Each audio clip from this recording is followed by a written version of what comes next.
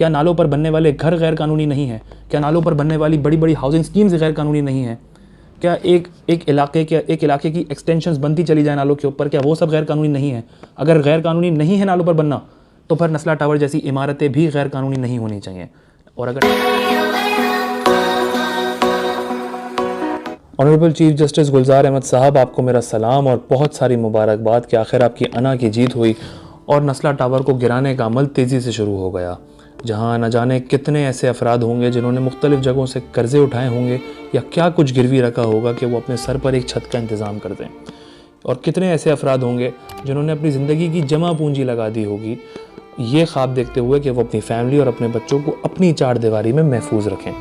लेकिन आपने एक पल ना सोचा उनको तकलीफ़ और अजियत का शिकार बनाने में, और अपने फ़ैसले पर आप डटे रहे कि नस्ला टावर को गिरा दिया जाए, और उन रिहायशियों को बेघर करने में आपने कोई कसर ना छोड़ी।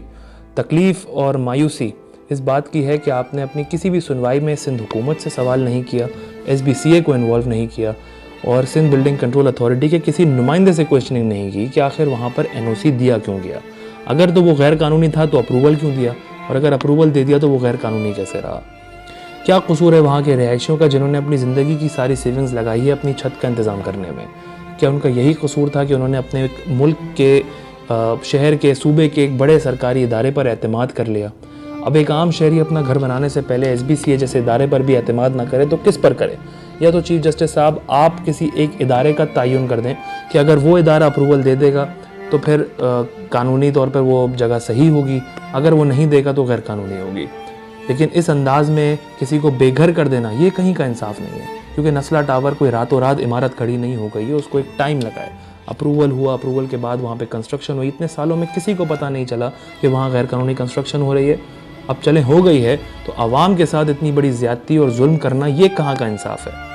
या तो ये बता दिया जाए कि अब SBCA जैसे इदारे और सिंध हुकूमत का काम सिर्फ इतना है कि वो अपने खांचे भरें, अपनी जेबें भरें, और उसके बाद बेशक आवाम को चूना लगता रहे। या फिर ये क्लियर कर दिया जाए कि शहर कराची और कराची की आवाम के साथ कुछ ज़्यादा ही लगाव है कि हमेशा गैर कानूनी तजावुज़ात और कंस्ट्रक्शन के ख़िलाफ़ सबसे बड़ा जो सख्त कार्रवाई होती है वो शहर कराची के अंदर ही होती है। क्या गैर कानूनी कंस्ट्रक्शन सिर्फ कराची के अंदर होती है? क्या गैर कानूनी कंस्ट्रक्शन लाहौर या इस्लामाबाद और दीगर शहरों में नहीं होती? इस्लामाबाद की एक मिसाल दूँ तो ग्रैंड हयात होटल उसको अप्रूवल मिला था कि वहाँ पर एक कमर्शियल होटल की तामीर होगी, लेकिन वो तब्दील हो गया एक रेजिडेंशियल लग्जरियस अपार्टमेंट्स में। CDA ने उसको अप्रूव नहीं किया था, लेकिन उसके बावजूद सुप्रीम कोर्ट ने उसका लीज़ बहाल कर दिया। क्यों कर दिया? क्या वो लैंड अब्दुल हफीज़ पाशा का था इसलिए कर दिया जो वज़ीर आज़म इमरान खान साहब के बड़े करीबी दोस्त हैं, या इसलिए उसका लीज़ बहाल कर दिया क्योंकि वहाँ पर बड़े बड़े हाई प्रोफाइल्स के अपार्टमेंट्स मौजूद हैं, जिसमें वज़ीर आज़म इमरान खान साहब का अपार्टमेंट है, जिसमें साबिक चीफ जस्टिस नासिरुल मुल्क का अपार्टमेंट शामिल है, इसलिए वो अप्रूवल उसका लीज़ बहाल हो गया। तो ये दो कानून कब तक चलेंगे? क्या गैर कानूनी तजावुज़ात और गैर कानूनी कंस्ट्रक्शन सिर्फ नस्ला टावर है या एम्प्रेस मार्केट है, गुज्जर नाला या अलादीन, बस यही सब था? क्या नालों पर बनने वाले घर गैर कानूनी नहीं हैं? क्या नालों पर बनने वाली बड़ी बड़ी हाउसिंग स्कीम्स गैर कानूनी नहीं हैं? क्या एक इलाके की एक्सटेंशंस बनती चली जाए नालों के ऊपर, क्या वो सब गैर कानूनी नहीं है? अगर गैर कानूनी नहीं है नालों पर बनना, तो फिर नस्ला टावर जैसी इमारतें भी गैर कानूनी नहीं होनी चाहिए, और अगर नस्ला टावर गैर कानूनी है तो नालों पर बनने वाले घर भी गैर कानूनी हैं। ये दो तरीके के कानून, एक अमीर का कानून, एक गरीब का कानून, ये कब तक इस मुल्क में चलता रहेगा?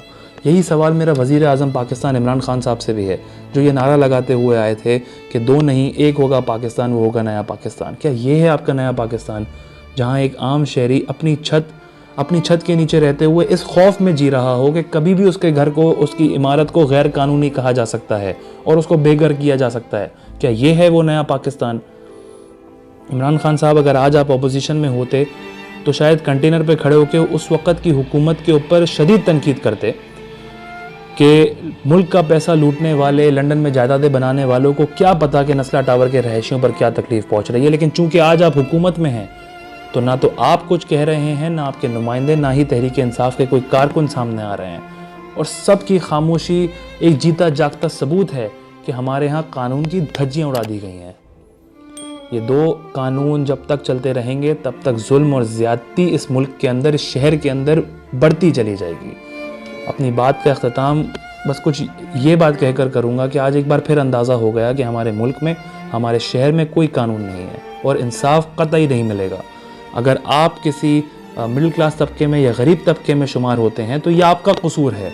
अगर आपको इंसाफ नहीं मिल रहा तो ये इंसाफ देने वाले इदारों की नाअहली या मुल्क के सरबराह की नाअहली नहीं है, ये आपका कसूर है कि आप ताकतवर नहीं है कि आपको इंसाफ मिले। और अगर आप इस मुल्क में ताकतवर नहीं हैं तो नाइंसाफ़ी, ज़्यादती और जुल्म आपके मुकद्दर का हिस्सा बन चुका है।